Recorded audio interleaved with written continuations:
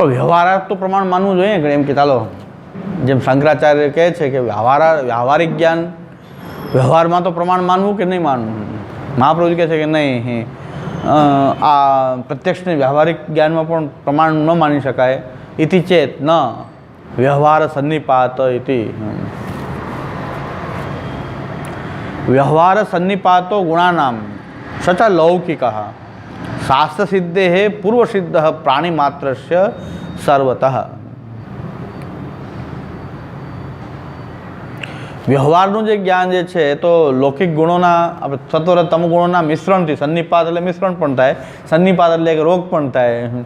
સન્નિપાત એટલે સનેપાત કહે છે ને, તાવમાં બહુ બકવાસ કરે એ પ્રમાણ ના કહેવાય, એ વાત પ્રમાણભૂત ના કહેવાય. સન્નિપાત જે છે એ પ્રમાણભૂત નથી. એટલે પાછો એ સન્નિપાત દૂર થાય પછીનું વાત છે એ પ્રમાણ છે. એ વખતે જે બોલતો હોય બધા મને મારી નાખે છે, બધા મને આમ કરે છે, ગમે એમ બોલે, મગજ તાવ આવી જાય તો ગમે એમ બોલવા માંડે, એ પ્રમાણ વ્યવહારમાં એને પ્રમાણ માનવામાં ના આવે. એમ ગુણોના કારણે જે કાંઈ પણ જ્ઞાન થઈ રહ્યું છે વ્યવહારિક રીતે પણ પ્રમાણ નથી. કારણ કે ચાક્ષુષ જ્ઞાન કોકને શું થઈ રહ્યું છે કોઈ બધું પ્રમાણ માનીએ તો બ્રહ્મજ્ઞાન પ્રમાણ થઈ જાય ને. એટલે વ્યવહાર પૂરતું એને પ્રમાણ નહીં માની શકાય. સત્વથી એની પ્રમાણભૂતતા નક્કી થાય કે સાત્વિક જ્ઞાન જ પ્રમાણ હોય છે. વ્યવહાર ચાક્ષુષ જ્ઞાનને, પ્રત્યક્ષ જ્ઞાનને વ્યવહારમાં પ્રમાણ માનો તો છીપને પણ પ્રમાણ છે ને રજત પણ પ્રમાણ છે. બે અનુભૂતિ પ્રમાણ થઈ ગઈ. બે અનુભૂતિ પ્રમાણ તો ભ્રમ શું થયો? કાંઈ ભ્રમ રહ્યો નહીં. તો બ્રહ્મજ્ઞાન અને પ્રમાજ્ઞાનનો ભેદ પણ નહીં રહે. તો ચાક્ષુષ જ્ઞાન વ્યવહારમાં પ્રમાણ ક્યારે? જો સત્વ સહિત હોય તો. એટલે મહાવીર કે નહીં, વ્યવહારિક રીતે પણ ચાક્ષુષ જ્ઞાનને અમે પ્રમાણ નહીં માની શકીએ. કારણ કે વ્યવહાર સન્નિપાતો ગુણાનામ સચ લૌકિક, ગુણોના સન્નિપાતથી, ગુણોના મિશ્રણથી આ વ્યવહાર લૌકિક જ્ઞાન આ વ્યવહાર થતો હોય છે. પણ શાસ્ત્ર સિદ્ધે પૂર્વ સિદ્ધ પ્રાણી માત્ર છે સર્વતઃ. આ જે વ્યવહાર જે છે પ્રાણી માત્રનો જે વ્યવહાર જે છે એ શાસ્ત્ર સિદ્ધે પૂર્વ સિદ્ધ, શાસ્ત્રથી પહેલાં જે થાય, શાસ્ત્ર જ્ઞાન થયું એની પહેલાંનું જે ચાક્ષુષ જ્ઞાન છે એ પ્રમાણ નથી. પણ શાસ્ત્રથી જે નક્કી થાય ત્યારે જે પ્રમાણ હોય છે, એટલે શાસ્ત્ર જેને પ્રમાણભૂત ગણે એ જ જ્ઞાન પ્રમાણ છે.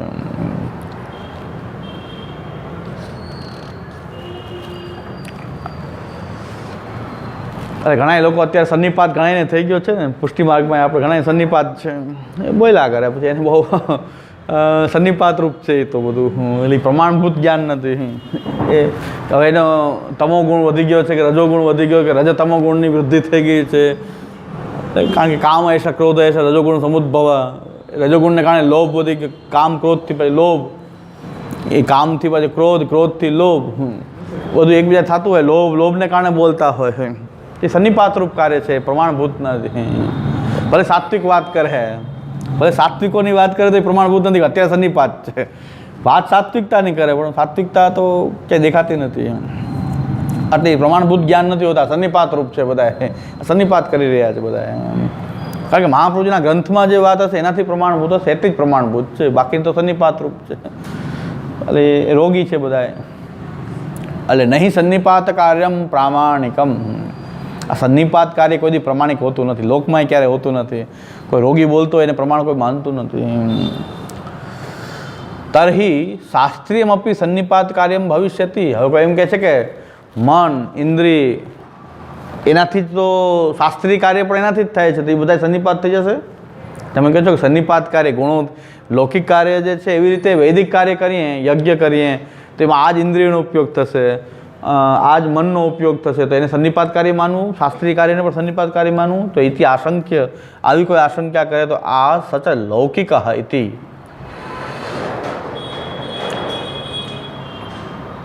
આશંક્યા સચ લૌકિક ઇતિ ઔષધાત જાયમાનો ભાવો ન સન્નિપાત કાર્યમ. ઔષધિથી જે આપીને જે જ્ઞાન થાય, દવા આપી દે પછી એનું સન્નિપાત દૂર થઈ જાય પછી જે બોલે ને એ પ્રમાણ લોકમાં પણ એને જ પ્રમાણ માનવાનું આવ્યું હોય છે. એમ જ્યારે ઔષધાત જાયમાનો ભાવો ન સન્નિપાત કાર્યમ, ઔષધિ લઈને પછી જે કાંઈ બોલે એ સન્નિપાત કાર્ય ન હોય. અતઃ શાસ્ત્ર સિદ્ધે પૂર્વ સિદ્ધે એવ સન્નિપાત. શાસ્ત્રથી પહેલાં જે કે શાસ્ત્ર જ્ઞાન વગર કોઈ બોલતું હોય એ સન્નિપાત છે. શાસ્ત્ર જ્ઞાન સહિત હોય લૌકિકત્વ જ્ઞાપયતિ, લૌકિકતા શું છે આની અંદર? તો કહે છે પ્રાણી માત્રસ્ય સર્વ પ્રાણી સાધારણો ભાવો વ્યવહારો લૌકિક એવ. બધા જ પ્રાણી માત્રનો જે સાધારણ ભાવ જે છે એ બધા લૌકિક ભાવ છે. પ્રાણી માત્રમાં જે સાધારણતા બધું થઈ રહ્યું છે એ બધું લૌકિક છે. એટલે આ લૌકિક જે છે એ વ્યવહાર જે છે બધું લૌકિક વ્યવહાર જે છે સન્નિપાત છે, ગુણોના સન્નિપાતને કારણે છે. અને શાસ્ત્ર સિદ્ધ જે છે, શાસ્ત્રમાં જે બતાવેલું છે પ્રાણી માત્ર માટે સાધારણ નથી, શાસ્ત્ર સિદ્ધ છે. જે શાસ્ત્ર સિદ્ધ છે એ પ્રાણી માત્ર માટે સાધારણ નથી. એ તો જે શાસ્ત્રની જેને જ્ઞાન છે, ખ્યાલ છે, એને જ સાચું જ્ઞાન થશે. શાસ્ત્ર સિદ્ધ પહેલાં, શાસ્ત્ર સિદ્ધ જ્ઞાન પહેલાંનું જે કંઈ જ્ઞાન છે એ બધું લૌકિક જ્ઞાન છે અને એ બધું પ્રમાણભૂત નથી, સન્નિપાત કાર્ય જેવું છે. અને લૌકિક માટે છે. વૈદિક કાર્ય જે છે એ સન્નિપાત કાર્ય ન કહેવાય, કારણ કે શાસ્ત્રથી સિદ્ધ છે. યજ્ઞ જે છે એ લૌકિક કાર્ય જેવું નથી, પ્રાણી માત્રનું સાધારણ કાર્ય લૌકિક છે, પણ વેદનું કાર્ય તો વેદથી સિદ્ધ છે ને વેદ પ્રમાણે થાય છે ને, આ વિધિ અનુસાર થાય છે, તો એને તમે સન્નિપાત ન કહેવાય. પણ ગમે એને ભેગા થઈને 5-5 લાખ રૂપિયામાં આહુતિ અપાવી દેવી એ સન્નિપાત છે. પાછું 5-5 લાખ રૂપિયા, 2 કલાકમાં 5 લાખ, 2 કલાક આહુતિ નાખવાની 5 લાખ રૂપિયા. આવા 80-100 એવા યજ્ઞકુંડ ઊભા કરી દીધા. જેટલા નવા ઘરાક આવે યજ્ઞકુંડ બનાવી દેવાનું, 2 કલાક આહુતિ અપાવી દેવાની. એની યજ્ઞની કોઈ પાત્રતા છે કે નહીં, શું વસ્ત્ર પહેરે છે, શું પાત્રતા છે, શું દીક્ષા છે, કાંઈ નહીં. આહુતિ અપાવી દે 5 લાખ આવે એટલે યજ્ઞ બેસાડી દેવાનું. આ શાસ્ત્રીય કાર્ય નથી, શાસ્ત્ર સિદ્ધ નથી.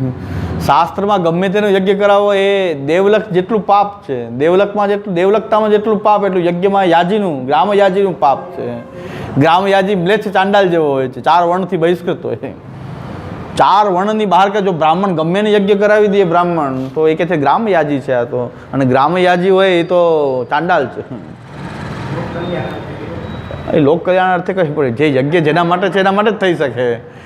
યજ્ઞનો હેતુ યજ્ઞમાં જે બતાવેલી વિધિ અનુસાર થઈ શકે. તમે એનો હેતુ ગમે એ ન બનાવી શકો, એ પાછું એ ન બનાવી શકાય. ગમે એને તેને યજ્ઞ કરાવવાની મનાઈ છે. ગમે આવે યજ્ઞ કરાવી દે તો એવો પ્રકારની જે બ્રાહ્મણ વૃત્તિ કરતો હોય એ બ્રાહ્મણ નથી પણ ચાંડાલ છે, ગ્રામ યાજી કહેવાય. કર્મકાંડનો પણ નિયમ એવો છે બ્રાહ્મણ માટે. કર્મકાંડનો બ્રાહ્મણનો નિયમ એ છે કે તમારા પરંપરા તમે જેના ગોર હો, પુરોહિત હો, એનું જ કર્મકાંડ તમારે કરાવવું જોઈએ. ગમે એ કર્મકાંડ લઈને આવ્યો, ધંધો નથી આવો કે ગમે આવે અમે લગ્ન કરાવી દે, એને પણ શાસ્ત્ર ના પાડે કે તમે પરંપરાથી કોના પુરોહિત છો. એ યજમાન જે હોય, હા ગોર હોય છે, બધા એના હોય છે, પણ તમે જેના ગોર હો એટલે કે તમે જેના પુરોહિત હો એનું જ તમારે કર્મકાંડ કરાવવું. અને કર્મકાંડમાં જેટલા મંત્રો તમે બોલો હો એ મંત્રોનો એકવાર પાઠ કરો ત્યારે દોષ નિવૃત્ત થાય. એક કર્મકાંડ કર્યું એટલે જેટલા મંત્ર તમે કર્મકાંડમાં દક્ષિણા લઈને જેટલા મંત્ર બોલ્યા એટલા મંત્રનો પાઠ કરવો જોઈએ. ખાલી એમને ખાલી બેસીને એટલા મંત્ર પાછા પાઠ કરી ત્યારે તમારી પ્રાયશ્ચિત થાય, ત્યારે તમે એમાં તમે મુક્ત થાઓ. નહીં તો પાછી વેદના વેચવાનું પાપ લાગશે, વેદને વેચવાનું પાપ પણ લાગશે તમને. આટલું બધું રિસ્ટ્રિક્શન હતા બ્રાહ્મણો. આ તો આંબેડકરવાદીઓને ખબર નથી કે સૌથી વધારે બ્રાહ્મણ હોવું કપરું છે. બધા શાસ્ત્ર જે ફટકા મારે છે બ્રાહ્મણને જ મારે છે, શૂદ્ર નથી મારતા. કે બ્રાહ્મણે અત્યાચાર કરી દીધો. અરે અત્યાચાર કર્યો તો પોતાના ઉપર એટલા બધા રિસ્ટ્રિક્શન શું કામ મૂકે? એમ ના કહે અમે સાક્ષાત બ્રહ્મરૂપ છીએ, અમને કોઈ પ્રકારનો વિધિ નિષેધ અમને લાગુ પડતા નથી, અમે ગમે તેમ કરી શકીએ. તો બ્રાહ્મણે શાસ્ત્ર લખ્યું હોત તો આમ લખ્યું હોત. પણ સૌથી વધારે ચાપખા માર્યા હોય તો બ્રાહ્મણને મારે કે આમે નહીં કરવું, આમે નહીં કરવું, આમ કમાવું નહીં, આમ કમાવું નહીં, આ ન કરવું, આ ન કરવું. 3 વસ્ત્ર ધારણ કરવા, ક્યારેય મ્લેચ્છ પહેરવેશ ન પહેરવો. 3 વસ્ત્ર તો હોવા જ જોઈએ બ્રાહ્મણને. ધોતી, એની ઉપર એક વસ્ત્ર, એની ઉપર એક ઉપવસ્ત્ર રાખતા. 3 વસ્ત્ર થવા જોઈએ. 3 વસ્ત્ર વિના તો બ્રાહ્મણનો વેશ પણ એવો ન ચાલે કે બ્રાહ્મણ આવો વેશ પણ ન પહેરી શકે. તો બ્રાહ્મણને શું પહેરવું, શું ખાવું, શું રહેવું, કેમ રહેવું, બધાના નિયમ બ્રાહ્મણ માટે જ બધાવ્યા છે. આંબેડકરવાદીઓને હું કહું છું કે શાંતિથી તમે મનુસ્મૃતિ વાંચીને એ બિચારા બાળી નાખે છે. બાળો નહીં, વાંચી લ્યો. એ બાળે છે મનુસ્મૃતિને, બાળે મનુવાદ કરીને બાળી જ નાખે. માયાવતી આ બધા બાળે મનુવાદી કે મનુ શું કહે છે કે વાંચી લો, તમને ખબર પડી જશે કે તમને બધો આનંદ છે, તમને બધું આનંદ છે તમારી માટે. તમે મદિરા પીવો તો દોષ નથી તમને, તમે લસણ ડુંગળી ખાઓ તો તમને દોષ નથી. બ્રાહ્મણ લસણ ડુંગળી ના ખાઈ શકે, શુદ્ર ખાઈ શકે. એને લસણ ડુંગળીની કોઈ બંધન નથી, શુદ્રને કોઈ બંધન નહીં, કોઈ નિયમનું બંધન. ઉઠવાનું, જાગવાનું, સુવાનું. બ્રાહ્મણે તો તારા હોય ત્યાં સુધી જાગી જવું જોઈએ. બ્રાહ્મણનો નિયમ એવો છે કે તારા હોય ત્યાં સુધી પ્રાતઃ સંધ્યા કરી લેવી જોઈએ. તારાની છાંયમાં જ પ્રાતઃ સંધ્યા કરે. તો બ્રાહ્મણ માટે તો ઉઠવાનો નિયમ છે, સુવાનો નિયમ છે, ઉઠવાનો નિયમ છે. અને બ્રાહ્મણના તો કુલના ધર્મ પાળવા પડશે. બ્રાહ્મણે તો બ્રાહ્મણના એક કુલની અંદર મોટો ભાઈ બાકી હોય, નાનો ભાઈ લગ્ન કરી દે તો આખું બ્રાહ્મણનું કુલ કેન્સલ થઈ જાય. એ ક્યારેક ગોરપદું કરી શકે નહીં. મનુસ્મૃતિ હવે આવું બધું રિસ્ટ્રિક્શન મૂક્યું બ્રાહ્મણ માટે કે બ્રાહ્મણમાં આખા કુલમાં એના કુલની અંદર કોઈ મોટો ભાઈ બાકી હોય, નાનો ભાઈ લગ્ન કરી લે, કેન્સલ. હવે એને તમારે ક્યારેય આમંત્રણ આપવું નહીં, તમારા પુરોહિત તરીકે બોલાવવા નહીં, આ કુલમાંથી કોઈને નહીં, બધા કેન્સલ. બધું કેન્સલ થઈ જાય કે એના કુલની અંદર આવું થયું તો કુલ ધર્મ પણ પાળવો પડે એને. તો એને કુલ ધર્મનું રક્ષણ કરવું પડે બ્રાહ્મણે તો. કારણ કે એક આદર્શ છે, બધા વર્ણનો આદર્શ છે. એ ખોટું કરશે તો બધા ખોટું કરશે ને એની પાછળ. એટલે એની પર રિસ્ટ્રિક્શન કે તમારું જીવન તો વધારે તપશ્ચર્યાપૂર્ણ કઠોર નિયમ એના માટે છે કે તમારી પાછળ બધા ચાલે, તમે બધા એના ગુરુ છો, તમે બધાને બોધ કરવાવાળા છો. એટલે હું આ લોકોને એમ કહું છું, આંબેડકરવાદીઓને આ બધાને, માયાવતી ને બધાને, તમે એકવાર મનુસ્મૃતિ શાંતિથી વાંચો, તમને મન થશે કે મનુએ તો બધું બ્રાહ્મણો ઉપર જ પ્રહાર કર્યા છે. અને મનુસ્મૃતિ લઈને તમે ભણી લો મનુસ્મૃતિ, એકવાર વાંચી લો. ચાલો તો વાંચવી ન જોઈએ શાસ્ત્ર પ્રમાણે, તો વાંચી લો. ચાલો, તમને શંકા છે કે મનુએ આવું લખ્યું છે, એકવાર વાંચી લેશો ને માથે મૂકી નાચવાનું મન થશે. ને બ્રાહ્મણને તમે લઈને બેસશો ને, તમે બ્રાહ્મણ છો કે નહીં, મનુ ભગવાન આમ કહે છે. બ્રાહ્મણને તમે બ્રાહ્મણ તરીકે કેન્સલ કરવાનું સામર્થ્ય મનુસ્મૃતિ વાંચી હોય તમે કહી દેશો કે આ તમારા ધર્મ નથી, તમે બ્રાહ્મણ નથી. તો આપણા શાસ્ત્રને કોઈ બરાબર જોઈએ. અને મહાપ્રભુજી એ કહે કે શાસ્ત્ર સિદ્ધ જ્ઞાન જે છે, જે યજ્ઞનું શાસ્ત્ર વર્ણન કરે છે એ પ્રકારે જે યજ્ઞ હોય તો એ સન્નિપાત કાર્ય નથી. આ બધું સન્નિપાત, 5 લાખવાળું સન્નિપાત કાર્ય છે. 5 લાખમાં યજ્ઞ કરાવવા એ ભ્રમણા જ છે. આવા કોઈ યજ્ઞ 5 લાખમાં આવા યજ્ઞ કરવા અને આ રીતે કરાવવા એ ભ્રમણા છે. એમાં લાભ કયો? ફક્ત પૈસા ભેગા થાય એટલો લાભ નથી, બીજો કોઈ આલોક પરલોકનો કોઈ લાભ નથી, પૈસા ભેગા થાય. એટલે બ્રાહ્મણ આવું કરાવે એ ખોટી વાત છે. બ્રાહ્મણે તો હકીકતમાં લૌકિક રીતે પણ લોસ છે. 5 લાખમાંથી બ્રાહ્મણ દક્ષિણા કેટલી આપી હશે? 11,000માં બિચારા ખુશ થઈ જશે. બ્રાહ્મણ વાહ વાહ કરવા માટે 11,000 આપી દીધા હોય ને 5,000 માંડ આપ્યા હશે મને લાગે. યજ્ઞ કરવા બેસાડો 5,000 રૂપિયા આપી દે, બિચારા ખુશ થઈ જાય બ્રાહ્મણ. તો 151 મળતા હોય, 5,000 મળી જાય એ તો ખુશ થઈ જાય. 5 લાખ લઈ લીધા, લાભ ઓલા 5 લાખનો લઈ લીધો ને, 5,000 ઓલા બિચારાને 5,000 આપ્યા. બ્રાહ્મણની નો લોસ જ છે આવા યજ્ઞ કરાવવામાં. એક તો બ્રાહ્મણનું સમાન ખવાય, શાસ્ત્રનું ઉલ્લંઘન થાય, અને લૌકિક દ્રષ્ટિ જો તો લાભ તમને કેટલો લાભ થયો આમાં? 5,000 11,000 5 લાખ લઈ લીધા ઓલાએ તો. 5 લાખ લઈ લીધા. આ વસ્તુ છે.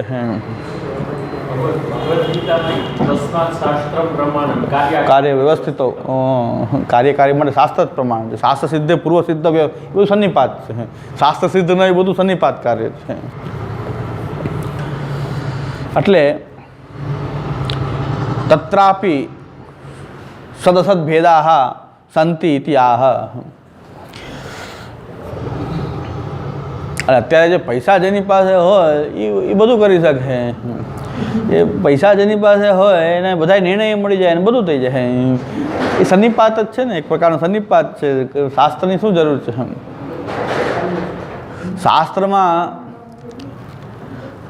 શાસ્ત્રની અંદર એક સ્પષ્ટ છે, 40 દિવસ પહેલાં કોઈ દિવસ વર્ષી ક્યારેય થઈ શકે જ નહીં.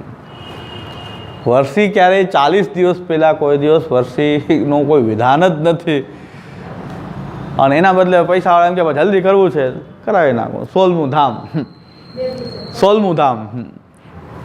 હવે ઘણા તો એમ કહેવા માંડ્યા છે કે અમારા સંપ્રદાયવાળા, સંપ્રદાયમાં, હવે સંપ્રદાયનો વિષય થોડો છે, આ તો કર્મકાંડ ધર્મશાસ્ત્રનો વિષય છે. સંપ્રદાયવાળા કે 5મે દિવસે બધી ક્રિયા કરી નાખે, ઘણા 5 દિવસ જ કરે, 5 દિવસ બધું કરી નાખે. શાસ્ત્રમાં નથી આ બધું સન્નિપાત કાર્ય થઈ ગયું. ગોર બાપા બધા પણ પૈસાને ખાણે થાય છે ને. મૂળ તો પૈસા મળતા જ કે અમારે શું વર મરો કન્યા મરો, અમારે શું ગોરનું તરફાણું. એ પછી એમ કે તમારે કરવું જોઈએ તો કરો. 40 દિવસ મિનિમમ 40 દિવસ તો છે જ. 30 ને 45 દિવસ, 3 પક્ષ, હા 1.5 મહિનો, 45 દિવસ પાકું. 45 દિવસ તો 45 દિવસ પહેલાં તો વર્ષી થાય નહીં ક્યારેય. ને હમણાં એક વર્ષી નિર્ણય એવો આવ્યો કે 12મે દિવસે વર્ષી કરી લીધી. અબજોપતિ હતા એટલે 12મે દિવસે અબજોપતિ હતા એટલે કે 12મે દિવસે, કારણ 13મે દિવસે લગ્ન હતા, 13મે દિવસે લગ્ન કરવા હતા અને વચ્ચે પહોંચી ગયા કોક, તો 12મે દિવસે જ વર્ષી થઈ ગઈ, બધું થઈ ગયું, કારણ કે અબજોપતિ હતા ને બધા નિર્ણય આવી ગયા. હા, આપોઆપ બધા નિર્ણય થઈ ગયા.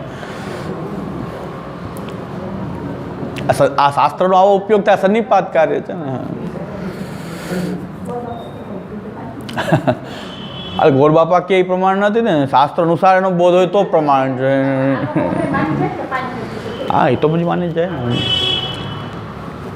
અમે લોકો નિર્ણય નથી આપતા, એટલે નિર્ણય નથી આપતા. તમારા ગોરને પૂછી લો, એ જેમ કરાવવા માંગતા એમ કરો. કોઈ શાસ્ત્ર નિર્ણય આપણે આપવો નથી. તમે તમારા ગોરને પૂછી લો, એ જેમ કેમ કરો, કારણ કે તમારે કરવું જ છે એ આ પ્રમાણે થશે નહીં. એને પૂછી લ્યો, એ કરાવે એમ કરી નાખો, બીજી વાત શું થાય.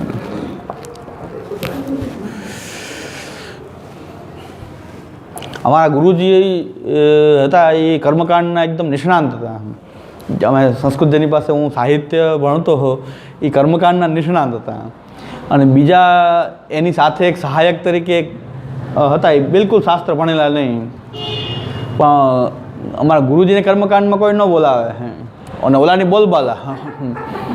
એટલે અમારા ગુરુજીને વિચાર છે કે તમે કર્મકાંડ કરાવો કેમ, તો આટલું તમારી બોલબાલા, અમારી પાસે કોઈ આવો દાંત પાડે કે ના તમે રહેવા દો ને ઓલા ભાઈને મોકલો ને, એમ કે આસિસ્ટન્ટ એને મોકલો. એના આસિસ્ટન્ટ હતા મૂળ કે ભાઈ મૂળ આ વિદ્વાન આચાર્ય, બનારસના આચાર્ય, અને કર્મકાંડના એકદમ શાસ્ત્રીય નિર્ણય બધા એની પાસે વ્યવસ્થિત, અને કોઈ વિરુદ્ધ કાંઈ કરે જ નહીં, એકદમ પોઈન્ટ ટુ પોઈન્ટ જે શાસ્ત્રમાં થતું એમ કરે. એટલે ઓલા જજમાન આવીને એમ કે તમારા ભાઈ ઓલા બીજા છે ને આસિસ્ટન્ટ ઓલા ભાઈ એને મોકલો ને. કે એ તો એને કંઈ આવડતું નથી, તો મંત્ર બરાબર આવડતા કે ના આવડતા સવાલ છે કે ના, એને જ મોકલો. એ બહુ કર્મકાંડ સફળ થઈ જાય અમારું.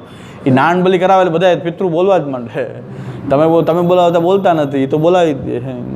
એટલે અમારા ગુરુજી કહેતા કે મને એકવાર એમ થયું કે આનું કર્મકાંડ જોવું જોઈએ આપણે, કે એકલો સેપરેટ કરાવે કેમ કરાવે.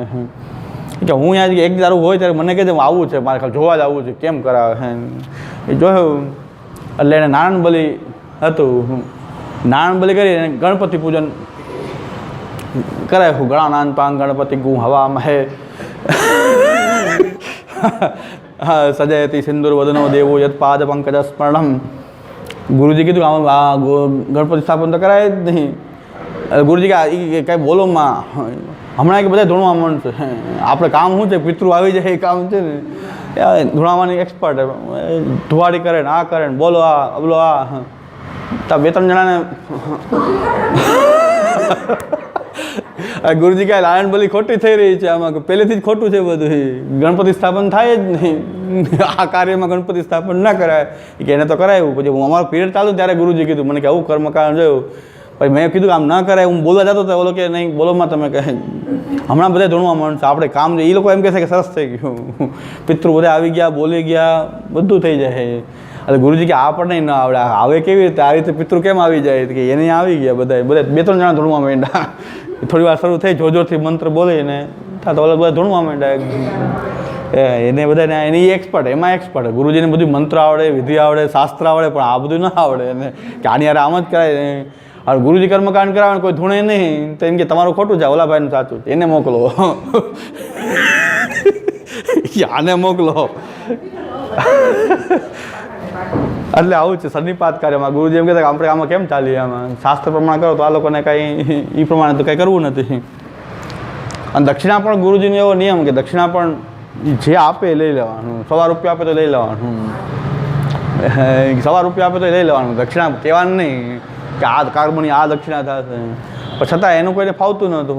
એટલે એ સાહિત્ય ભણાવતા. પછી અમને આમ તો ગવર્મેન્ટને પેન્શન આવતું, એને કંઈ પૈસાની વાંધો નહોતો, પણ કર્મકાંડ બહુ સારા જ્ઞાતા હતા અને સાહિત્ય પણ ભણાવતા. તો અમે ભણવા જતા, એટલે ભણાવતા ત્યારે બધી વાત કરતા મને કે આવું ચાલે, આમાં કેમ નક્કી કરવું, આમાં કાર્ય ખોટું જ થઈ રહ્યું સાવ.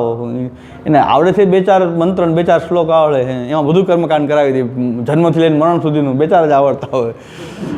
2-4 શ્લોક, 2-4 મંત્ર, બસ એમાં બધું આખું આવી ગયું, બધું આવી જાય. પણ એ કોઈ મંત્ર શું બોલે કાંઈ એ જોવાનું નહીં. બીજા તો એમ કે જલ્દી કરજો, તો એ કે જલ્દી આપણે 2-4 બોલતો એ ન બોલે, તો 2-4 ઓલા કે જલ્દી કરવાનું છે. દાંડિયા રાસમાં 1-1.5 કલાક થાય, લગ્નની વિધિમાં તો 10 મિનિટમાં થઈ જવું છે, તો 10 મિનિટ થાય તો વધારે સારું લાગે. 10 મિનિટમાં થઈ જાય તો વધારે સારું લાગે. એટલે આ બધા આ શાસ્ત્ર સિદ્ધ નથી. શાસ્ત્ર સિદ્ધ કર્મ હોય તો એ વેદે બતાવેલું કર્મ છે, બાકી એ પણ સન્નિપાત કાર્ય છે. મહાપ્રભુજી એમ જ આજ્ઞા કરે છે કે ભાઈ વેદને આપણે સન્નિપાત નહીં કહી શકીએ, વૈદિક કાર્યને સન્નિપાત ન કહેવાય. ભલે આપણા દેહ ઇન્દ્રિયોથી થાય છે છતાં પણ સન્નિપાત નથી, કારણ કે શાસ્ત્ર સિદ્ધ હોવાથી. જેમ શાસ્ત્ર કરતા હોય એમ જ થતું હોય તો, અન્યથા નહીં. તત્રાપી સદસદ ભેદા સંતિ ઇતિ આહ તસ્ય ત્રિવિધ રૂપત્વાત ઇતિ. તસ્ય ત્રિવિધત્વાદ ત્રિવિધ રૂપત્વાદ નામ માત્રેણ સા પ્રમા તસ્માદ વેદાદિ રેવત્ર પ્રમાણમ તચ્ચ કીર્તિતમ. આ ત્રિવિધ રૂપ જે છે, સત્વરતમ ગુણવાળું જે જ્ઞાન જે છે એ તો કેવું છે, નામ માત્ર પ્રમાણ છે, એમાં નામ માત્ર છે. તસ્માદ વેદાદિ રેવ પ્રમાણમ તચ્ચ કીર્તિતમ. વેદાદિ શાસ્ત્રો જ પ્રમાણ છે, બીજા કોઈ પ્રમાણ છે એની. ઉપસંહરતી, હવે આ ચર્ચાનો ઉપસંહાર કરે છે. વેદસ્યેવ વેદાદેરેવ પ્રામાણ્ય તદનુસારેણેવ પ્રમેયસ્ય નિરૂપિતત્વાદ લૌકિક વિરોધ અભાવાચ્ચ સર્વમ સુસ્તમ. એટલે ઉપસંહરતી વેદસ્યેવ, વેદ એક જ, વેદથી જ, વેદાદેરેવ પ્રામાણ્યાત, વેદથી જ પ્રમાણ નક્કી થાય છે. તદનુસારેણેવ પ્રમેયસ્ય નિરૂપિતત્વાદ, જે વેદ અનુસાર જે પ્રમેય નિરૂપણ થયેલું હોય છે તે જ પ્રામાણ્ય હોય છે. અને લૌકિક વિરોધ અભાવાચ્ચ સર્વમ સુસ્તમ. અહીં લૌકિક વિરોધનો જે અભાવ પણ સિદ્ધ થાય છે. લૌકિક જે વિરોધ આવતો હોય છે એ કેના કારણે આવતો હોય છે? સત્વરતમ ગુણની સ્થિતિને કારણે આવતો હોય છે. એનું પણ નિરાકરણ થઈ જાય છે. લૌકિકનો જો વિરોધ આવી રહ્યો છે એ પણ કેના માટે આવી રહ્યો છે? એ ગુણોને કારણે થઈ રહ્યો છે. અને વેદમાં જે કેવું છે, અને વેદથી જ એનું પ્રામાણ્ય જે છે એ નિશ્ચિત થાય છે. વેદ અવિરોધી હોય છે, એ જ પ્રમાણ હોય છે. એટલે તસ્માદ ઇતિ વેદસ્ય વેદાદેરેવ પ્રામાણ્ય તદનુસારેણેવ પ્રમેયસ્ય નિરૂપિતત્વાદ અને લૌકિક વિરોધ અભાવાચ્ચ સર્વમ સુસ્તમ. એટલે લૌકિક વિરોધનો પણ અભાવ ત્યાં સિદ્ધ થઈ જાય છે. કેવી રીતે થાય છે? કારણ કે આપણે જોઈ ગયું કે એ ગુણોને કારણે છે. એટલે અંતે 150મો શ્લોકમાં વેદસ્યાપી પ્રમેયત્વમ વક્તુમ પ્રપંચાંતરમ આહ અપંચીકૃત રૂપમ. હવે અત્યાર સુધી તમે રૂપ પ્રપંચની ચર્ચા કરી, હવે નામ પ્રપંચ છે. એક નામ સૃષ્ટિ છે અને રૂપ સૃષ્ટિ છે. હવે જે ચર્ચા આવે છે બધી નામ સૃષ્ટિની ચર્ચા છે. રૂપ નામ ભેદેન જગત ક્રીડતી યોયત. તો નામ સૃષ્ટિ છે, એ નામ સૃષ્ટિ જે છે એનું વર્ણન કરવામાં આવી રહ્યું છે. ભગવાન પંચાત અપંચીકૃત રૂપમ હિ સૂત્ર માત્રમ હરિ સ્વયં. જે આ પંચમહાભૂતનું બનેલું નથી એવું અપંચીકૃત જે રૂપ જે છે એ સૂત્ર માત્ર, સૂત્રાત્મક જે હરિ એ સ્વયં છે. સૂત્ર માત્ર જે પ્રાણ જે છે, આસન્ય પ્રાણ જેને કહેવાય સૂત્ર, એ પ્રાણ જે છે એ હરિરૂપ છે. અને સુષુમ્ના માર્ગથી, એ સુષુમ્ના નાડીના માર્ગથી એ વ્યક્ત થાય છે. શબ્દ બ્રહ્મ પ્રકાશ હતો, એ શબ્દ બ્રહ્મ રૂપ છે અને એનો પ્રકાશ થાય છે. સુષુમ્ના નાડીથી એનો પ્રવેશ થઈને એનો પ્રકાશિત થાય છે. ભગવાન પંચાત્મકો રૂપ પ્રપંચ કરતા. એ પંચાત્મક ભગવાન જે છે એ રૂપ પ્રપંચ કરતા છે, રૂપ પ્રપંચ ઉત્પન્ન કરનારા છે. અધિષ્ઠાનમ તથા કરતા. એટલે પંચાત્મક કેવી રીતે?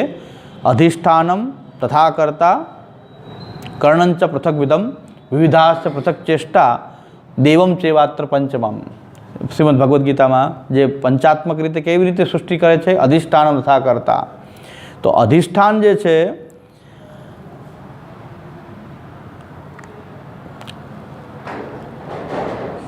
અધિષ્ઠાન એટલે કે અહીં અધિષ્ઠાન માયાને બનાવી છે ભગવાને. કર્તા ભગવાન પોતે છે. કર્ણ જે છે એ કર્મ અને એ ક્રિયા સ્વભાવ. દેવ જે છે કાલ છે. આ 5 પ્રકારથી જે છે ભગવાન કર્તા, અધિષ્ઠાન, કર્ણ, કાલ, કર્ણ અને કર્મ અને કાલ, આ 5 રૂપથી જે છે ભગવાન જે છે રૂપ પ્રપંચની રચના કરે છે. રૂપ પ્રપંચ કાલ કર્મ સ્વભાવશ્ચ માયા ભગવાંશ્ચ ઇતિ. કાલ, કર્મ, સ્વભાવ, માયા અને ભગવાન, આ 5 રૂપથી જે છે રૂપ પ્રપંચ ભગવાન નિર્માણ કરે છે. નામ પ્રપંચે ન અપેક્ષતે. આ પંચાત્મક રૂપ જે છે ભગવાનનું, માયા, કાલ, કર્મ, સ્વભાવ, ભગવાન, એ નામ પ્રપંચની અંદર જે છે આ 5ની અપેક્ષા નથી. किंतु सूत्रमात्रम अत्र कारणम, सूत्रात्मक जे प्राण जे છે એ જ કારણ છે. स एष जीवः इति 11મા સ્કંદમાં આસન્ય રૂપો ભગવાન નામ રૂપ પ્રપંચે હેતુ. આસન્ય પ્રાણરૂપ જે ભગવાન જે છે, આસન્ય પ્રાણરૂપ જે ભગવાન છે, જે મહત્તત્વમાં પ્રકટ થાય છે, એ નામ પ્રપંચમાં હેતુ છે, કારણરૂપ છે. પંચાત્મક રૂપ નહીં, પણ ત્યાં ભગવાનનું આસન્ય પ્રાણરૂપ. અને એની સૃષ્ટિ કેવી રીતે પ્રકટ થાય છે? સુષુમ્ના માર્ગતઃ ઇતિ તસ્ય વ્યક્તસ્યાપી બ્રહ્મત્વમ ઇતિ શબ્દ બ્રહ્મ પ્રકાશતે. એ જે વ્યક્ત થાય છે એ બ્રહ્મ પોતે જ વ્યક્ત થાય છે સુષુમ્ના માર્ગથી. એ બ્રહ્મ પોતે જ વ્યક્ત થાય છે, એટલે એ શબ્દ બ્રહ્મના રૂપમાં એ પ્રકાશિત થાય છે. એ પણ બ્રહ્માત્મક જ છે. એટલે જેટલું રૂપ પ્રપંચનું વર્ણન છે ને, એટલું હવે નામ પ્રપંચનું વર્ણન છે. વર્ણ, વાક્ય, અક્ષર. વર્ણ એટલે અક્ષર, પછી પદ, શબ્દ અને વાક્ય. એ બધાનું સ્વરૂપ શું છે, એનાથી કેટલા વાક્ય બન્યા, કેટલા સ્વરૂપ બન્યા, કેટલા વર્ણ ત્યાં, એ આખું એક રૂપ પ્રપંચ, નામ પ્રપંચ ઉત્પન્ન થયું. જેમ રૂપ પ્રપંચ છે એમ નામ પ્રપંચ છે. ભગવાન બે રીતે ક્રીડા કરે છે. એટલે હવે નામ પ્રપંચનું વર્ણન આવે છે. એ આગળ હવે આપણે જોશું 51થી.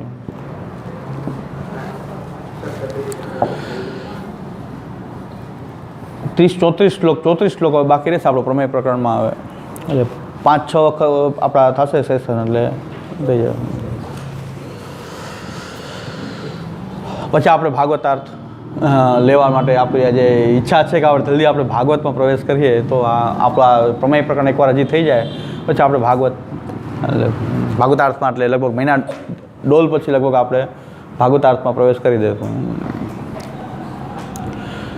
દ્રઢૈન ચરણન કેરો ભરોસો, દ્રઢૈન ચરણ શ્રીવલ્લભ નખચંદ્ર ચટાબિન, સબ જગ માજ અંધેરો ભરોસો, દ્રઢૈન ચરણ સાધન યોર નહિયા કલી મેં જાસુ હોય નિવેવ, સુર કહા કહે દ્વિવિધયાંધરો, બિના મોલ કો ચેરો ભરોસો, દ્રઢૈન ચરણન કેરો ભરોસો. બીજી એક જાહેરાત છે કે આપણા કોઈ પણ